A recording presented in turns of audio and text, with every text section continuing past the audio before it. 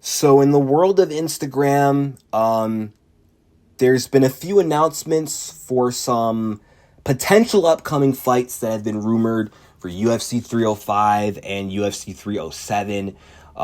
Charles Oliveira versus Dan Hooker is a potential fight that is in the works. And plus, Juliana Peña versus Raquel Pennington is another fight that's in the works. UFC 307, Salt Lake City, Utah. I'm going to start with Charles Oliveira versus Dan the Hangman Hooker. This has been a matchup that's been on my radar since 2020. This is a fight that I thought was the fight to make in the year 2020 when Oliveira just started his run. When Oliveira beat Kevin Lee and Dan Hooker had beat Paul Felder, I said this was the fight to make next. But then we saw Dan Hooker get matched up with Poirier and Charles Oliveira get matched up with Tony Ferguson.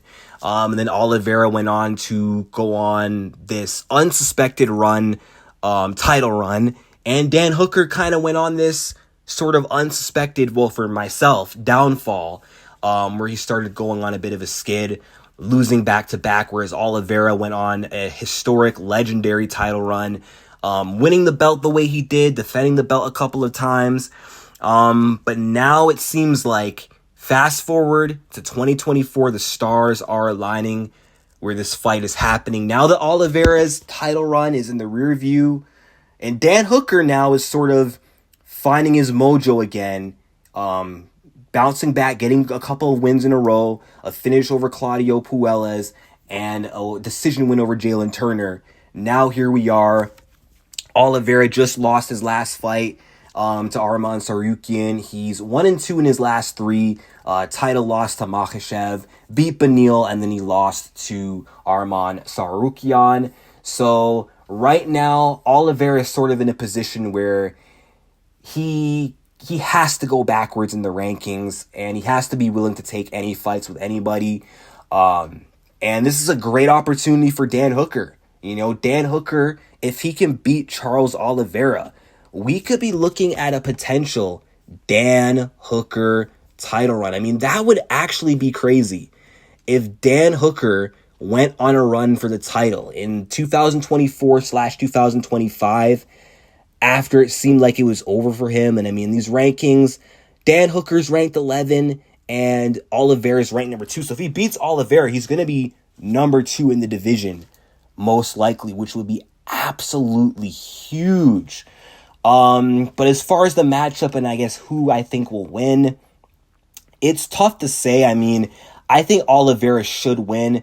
Initially, like back when I saw this fight as a potential fight to make option back in the day, I thought Dan Hooker would win against a guy like Oliveira because at the time, I didn't know Oliveira was that good. I saw him as the quitter, the guy who lost to Paul Felder and lost all the fights that he's lost. I thought Dan Hooker, being the dangerous striker that he is with the takedown defense that he has and the grappling capability that he has, I thought he should be able to destroy Charles Oliveira.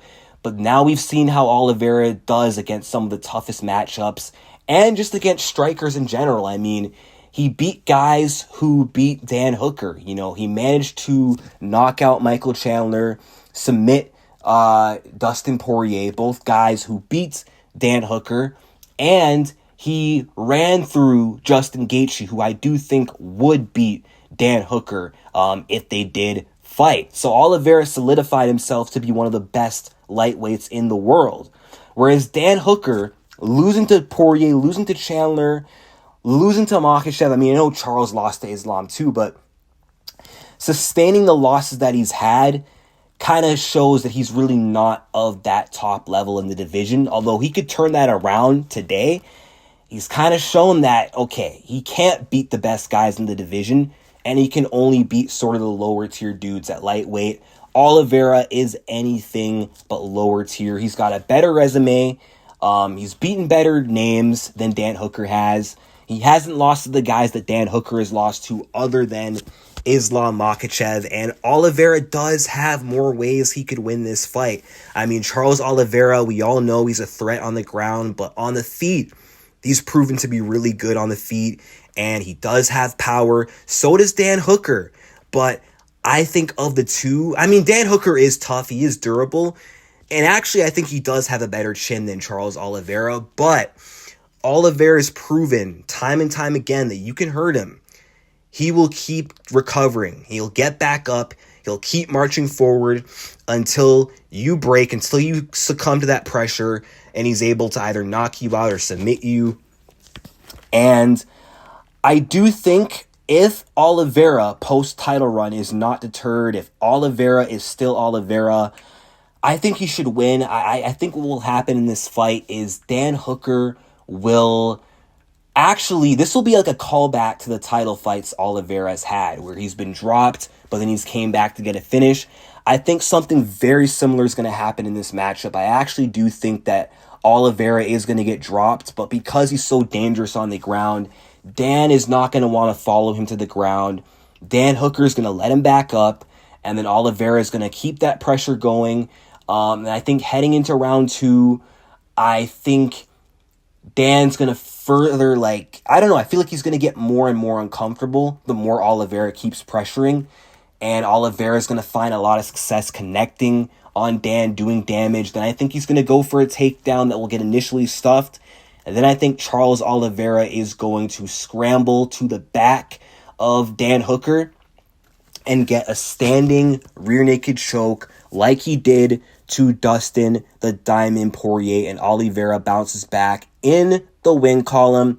I just think Dan Hooker is a better stylistic matchup than Oliveira's last few opponents, because he fought some high-level grapplers in Islam and Beneil and Arman Tsarukyan. He managed to beat Beneil, but early on, Beneil was giving him some trouble with the grappling, and he did a good job neutralizing Oliveira from the top position. Arman Tsarukyan beat him with the wrestling, and Islam mainly beat him on the feet. But when they were on the ground, Oliveira couldn't really do anything with him. So he didn't really have a ground game advantage over his last few opponents, but he has a ground game advantage over Dan Hooker. So I think Oliveira gets the submission. I mean, both guys are vets and both guys are battle-tested, but I just think the matchup favors Oliveira. Now, moving on to Juliana Peña versus Raquel Rocky Pennington. No idea why they're going back to Salt Lake City, Utah. Hasn't the UFC learned their lesson already? Every time they go there, it's a disaster. Fighters are underperforming because their bodies are not properly adjusted to the altitude unless they have the elevation advantage like Kamaru Usman did against Leon Edwards. And Raquel actually has an elevation advantage. She lives and trains in Denver, Colorado, I think. So I'm not really worried for Raquel's cardio. I'm worried for Juliana's cardio, because Juliana's cardio is one of her best assets. And I could see a world where Juliana loses because of the altitude, because she gasses out of character and Raquel takes advantage. But if she's prepared for the altitude and her cardio is on point, I think on a good night, she does have the cardio advantage over Raquel Rocky Pennington. However, the thing that worries me in this fight for Peña is not just the altitude, but the lack of activity. Juliana Peña has not fought in 2.5 years. Her last fight was July 2022 against Amanda Nunes. Since then, she hadn't fought. She had that rib injury, complications in her recovery, which has delayed her comeback, whereas Pennington has fought, she's fought once, actually, since the Nunes, or twice since Nunes versus Peña too, but still, she's been active. She's been more active. She's on a 6-fight win streak right now currently, and she's been looking really good. And I do think that stylistically Raquel may not be as bad of a matchup as Amanda Nunes was, but she's still a hard matchup. Okay, it's a mix of things. She's been more active, and she's a hard fight for Peña as well. Because she's well-rounded. I think she holds an advantage on the feet with her boxing. And she also can grapple like Juliana Peña. She may hold a strength advantage. She's very good in the clinch. And she's got very good takedown defense. So Juliana Peña might have a very hard time being able to get the fight to the ground.